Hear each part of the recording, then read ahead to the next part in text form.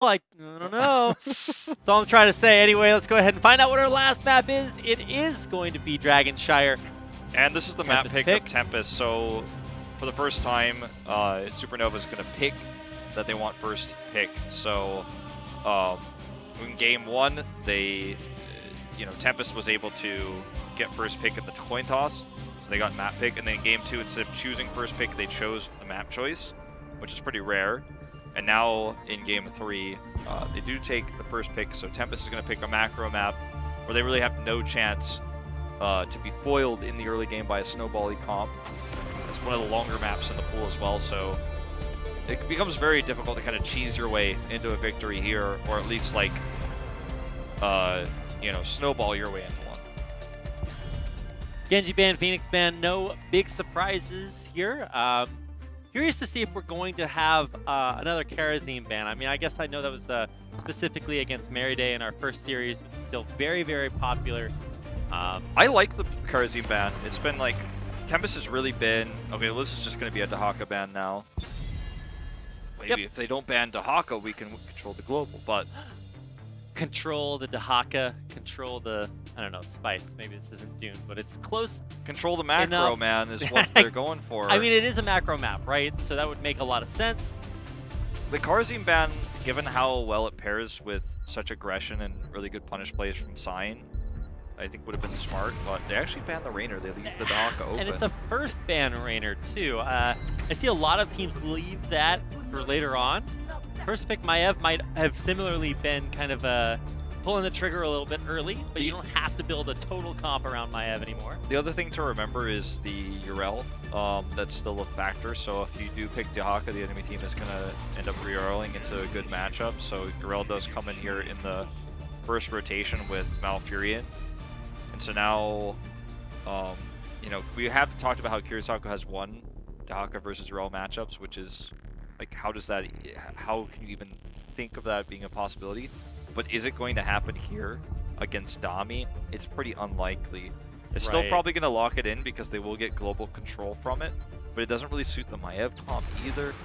So, I mean, they get it. They get what they wanted, quote-unquote, but they get the Karazim too. If they can get an Anubarak and try to, like, really, again, push into some heavy engage, and if they're confident enough to make it happen, if Habeen is able to pull the trigger, maybe we see a different third map here. Well, you have to know, as Haben, every time, especially at the end of that last game, you saw a real difference in what the tanks were able to accomplish. For Tempest, it just looked perfect. The flawless follow-up was always there.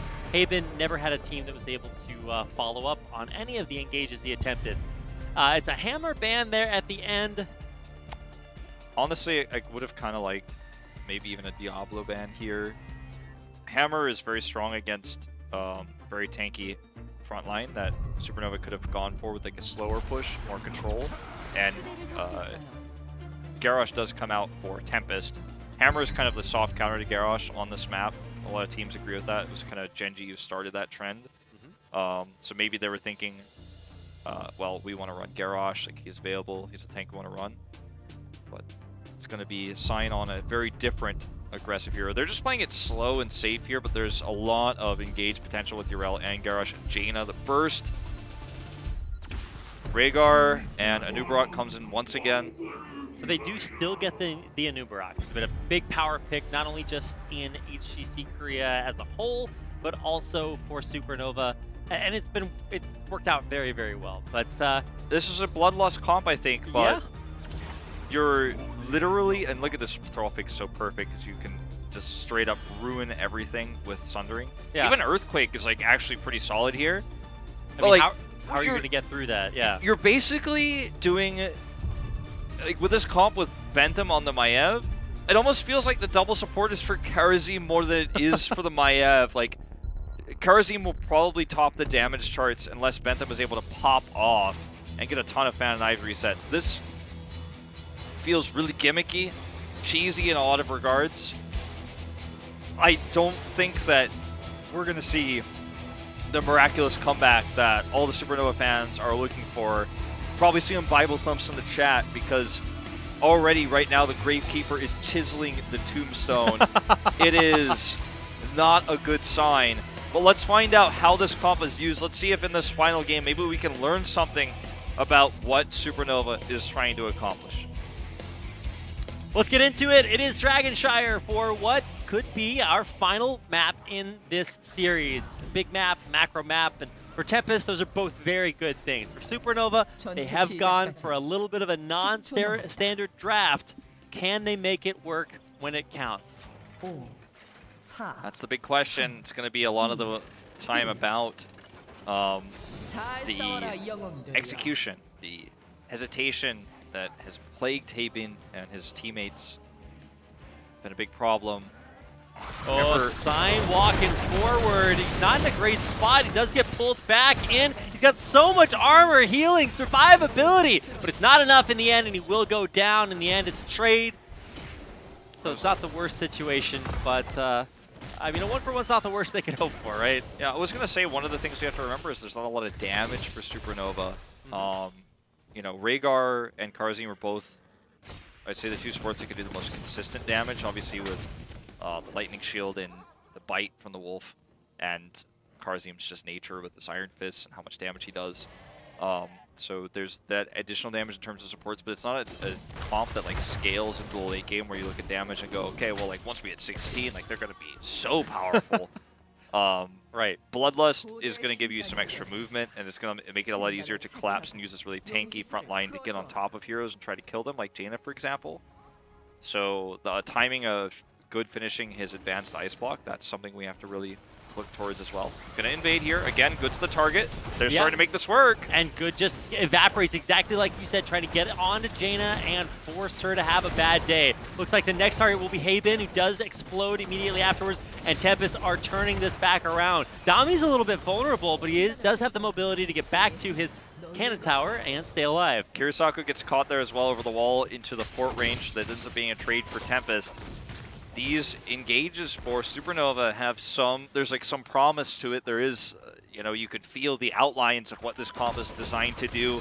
Very heavy dive, even the commitment of the Dahaka in for the engage. We talked about how Dahaka is one of the picks for this team they've used a lot this season. It's been mostly for global presence and soak, but in this series, it feels like it's been used just for ganking.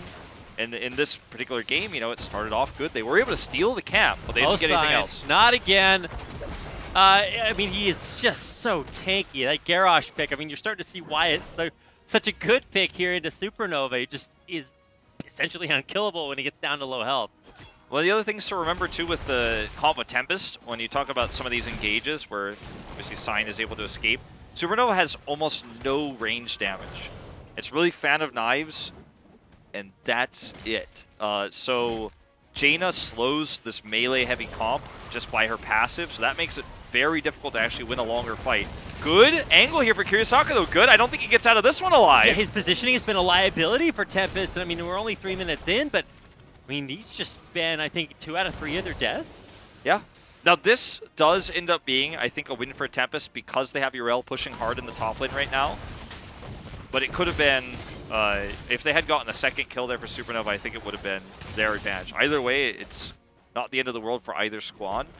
But the picks on the Good mean that he does need a position better, like you say. And while he's dying, he's not getting his stack damage for his advanced ice block, which is his big survivability tool against this heavy dive style. So he needs to make sure he's surviving. This is going to be a little bit of extra stack damage. For those who don't know, advanced ice block is built from doing damage, bonus damage with his trait, which means when he hits someone with one of his spells, they get slowed, which is called chilled. And then the follow-up spells do extra damage. That bonus damage built up to, I think it's 15,000 damage. It's either 10 or 15. I'm just drawing a mind fart on this one. Will eventually give you the ice block. So once he builds that, then he can have invulnerability on a fairly low cooldown to avoid these heavy dive styles. I mean, rotations, I should say. Yeah, super, super important. And the more you get shut down early, the harder it is to gain that. Now, let's not get it twisted, right? Game 1, Supernova had a little bit of an advantage. We were like, and then we all exhaled simultaneously as they got stomped after, I think it was like level 8 or so. Now, Lockdown, it could be the one to get cut out, tethered back, knocked up, taken down. Sign coming in seemingly to donate himself, but he's got the rest of the team right back behind him, and of course he is infinitely tanky, or at least seems so. So the ally there from Karazim actually is what allowed them to disengage, because it actually took the aggro from the fort. That was really well played by Alex. Very technical play there, as Dami's just like, Kurisaku. Get out of here. He's like, I'm Urel. Watch out. I mean, but Kurisaku does take control of that point momentarily, but it should be noted the camp advantage is still in Tempest's favor up there. So another big engage here by Supernova. They catch Sign out, but just look at this tanky guy. 50 armor, just about. He does finally fall, but he buys so much time for the rest of Tempest to come in. Tempest is just not willing to give this Dragon Knight up. They don't want this game to snowball away from them. Alex looks like he's going to be able to get away with this Wolf Run here. Dami very low. Will they get Kurisaku, who's got no mana? He is dead, and they are able to turn this fight. Indeed they are. I mean, Supernova are not giving this up. Neither team willing to give up this Dragon Knight. Supernova have the shrines, but I mean, they do need to actually put damage down onto the enemy team. It was difficult until Hyde gets caught out. Haven with an immaculate engage, and he's looking for more. This time on to Good, who will pop again, and Supernova are coming out ahead on these fights. They certainly are. The macro element here, though, onto this top port is going in favor of Tempest. Knows Tempest is still ahead in experience because of this camp that pushed down the wall, because of Urel constantly getting that damage done in the top lane, constantly able to soak there. And look at the map. The timing of these kills actually works better for Tempest. They get the Unleash. Sign's just going to try to get that Unleash off. Will be interrupted. He's just threatening right now as they bait. Dami comes in. Little Scarab there to stop the cap.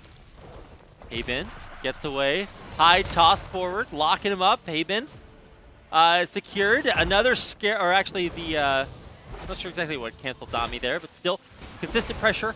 And no Dragon Knight just yet. Yep. Taken away in the top lane there by Kurisaku is the Sun Shrine.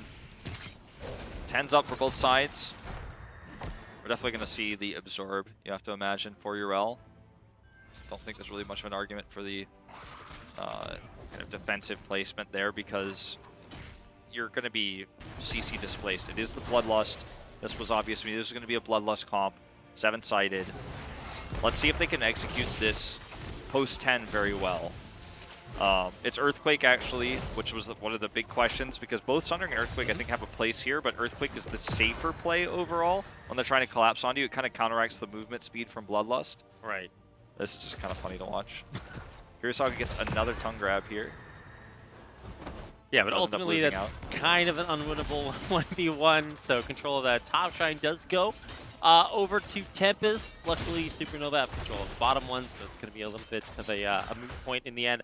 I just want to see a 5v5 Wolf. Honestly, we talked about how well-drafted both teams are in Supernova going aggressive with that Bloodlust. Here we might get our chance! That is going to be an insta-jib on to Karazim. He is out of there. Is there a way to come back? Hyde low, gets out of the fight. Sign low as well. Silence up. The isolation kills him off there at the end. Haven's so low, but he survives. He gets the heal here. Alex will not be so lucky.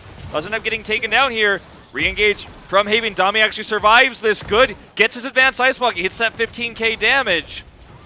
And now Kurisaku getting body blocked out. Can't get over the wall. So much extra damage coming through. The Avenging Wrath. Oh, wow. I think he actually might have been able to turn it around onto Dami, but always vulnerable, so gets out there. I thought that was going to go much worse for Supernova, but in the end, they save a couple of lives, and they're going to be back in time to deny the Dragon Knight. Okay, Dami actually cannot stay here. He's going to have to have Avenging Wrath over the wall. Yep. Really smart play there. Grab, probably missed. Meanwhile, what happened with Bentham over here? I don't know. Okay, he exploded there. Like a hefty bag full of tomato sauce. I know we like to joke a lot, but like our observer caught all of that. That was pretty impressive. No, this is actually sick observing. You got to be aware of so many different things. It's even catching me off guard, which I guess isn't that hard to do. But still impressive. 7-sided onto Lockdown. Whoa, where was he at? Getting taken out immediately, and now Hyde vulnerable, but with a punt away there, at least the Dragon Knight will come in to save the day. In Lockdown's defense, it's weird that Supernova was there in general. They wanted to try to make a greedy pick happen. They are successful, but they didn't touch the Dragon Knight at all. So as a result, this whole wall goes down for free. Tempest is going to get a lot out of this Dragon Knight. The pick alone isn't worth, you know, allowing this Dragon Knight to do so much damage. However, now the rest of the squad splits off to grab Soak.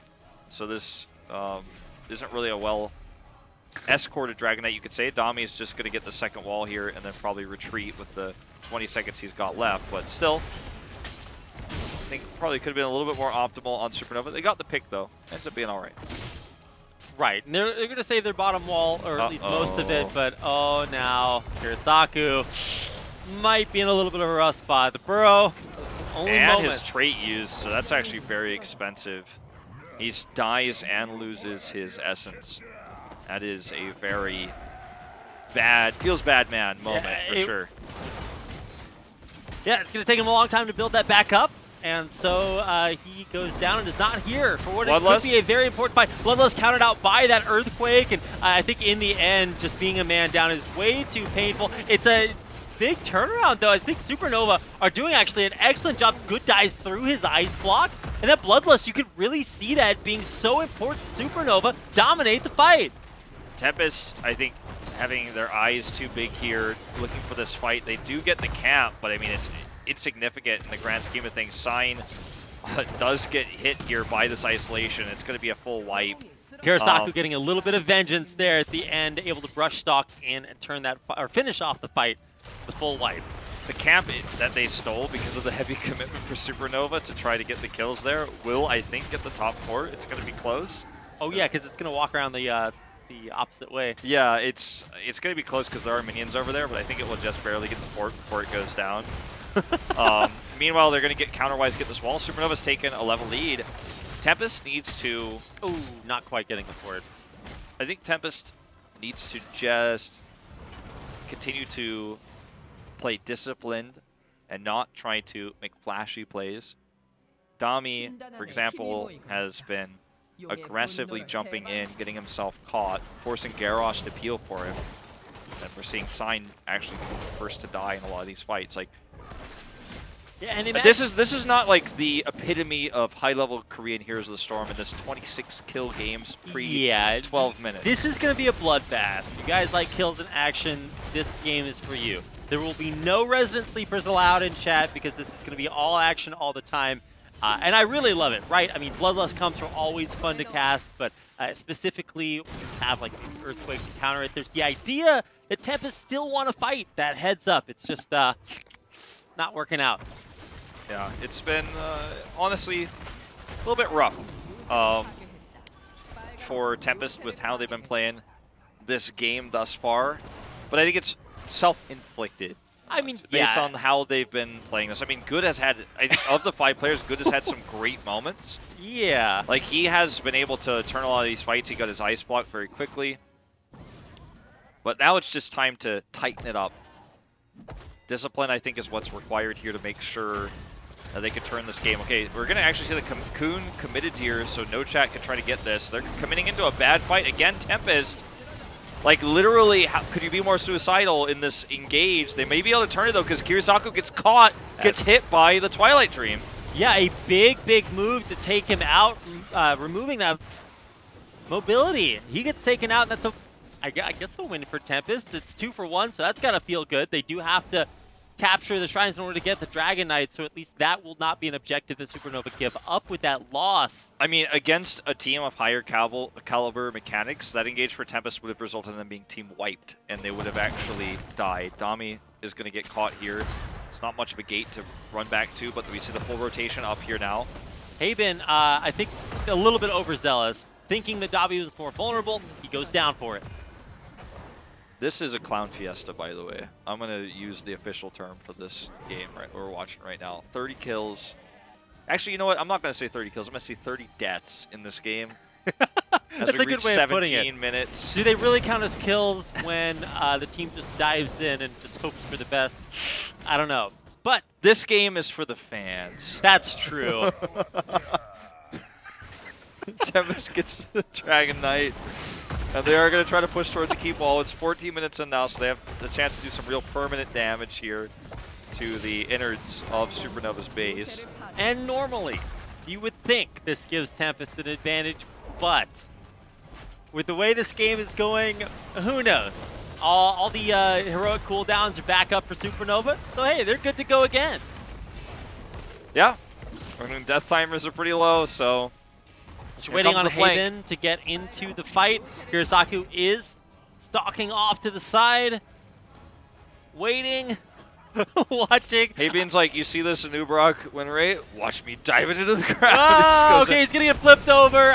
Does burrow, so he's going to be okay for now. Earthquake's used off to the side. Bloodlust has yet to be popped here, so they're waiting for the right spot, and here they go. Huge Twilight Dream here. They forgot about that element, dove on top of the Malfurion, and ends up being a huge silence, and that is going to be what wins them the game. They did this without their primary DPS. Good was in the Dragon Knight. Okay, the Dragon Knight does some damage. I mean, that's the best place for him to be, right? He has no help. He gets dove and taken out every fight. So finally, they put him in the Dragon Knight, and turns out that's where he is supposed to be. I guarantee you he gave a lot of consideration to canceling the Dragon Knight to do some damage, but it just didn't end up being required, okay?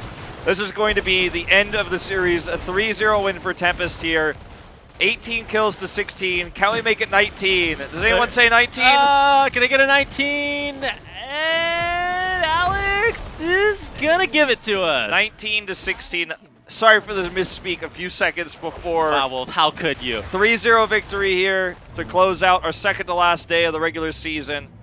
Already Good is pulling out. I thought he was pulling out his backpack. He's ready to go home. He is out of here. Well, anyway, it did look good there for Tempest. Not quite business as usual for that final game, but putting one in there for the fans. A nice high kill kind of fiesta. And you can see some smiles on Supernova's faces. They do realize they were the underdogs coming into this matchup, and they gave it all they had there at the end. Oh, sign. Wearing the daddy shorts out here. those are definitely esports dad shorts. Those are the esports dad shorts as he comes in. He's like, all right, thanks. Thankfully we got the 3-0. He's like, I gotta go home and change some diapers after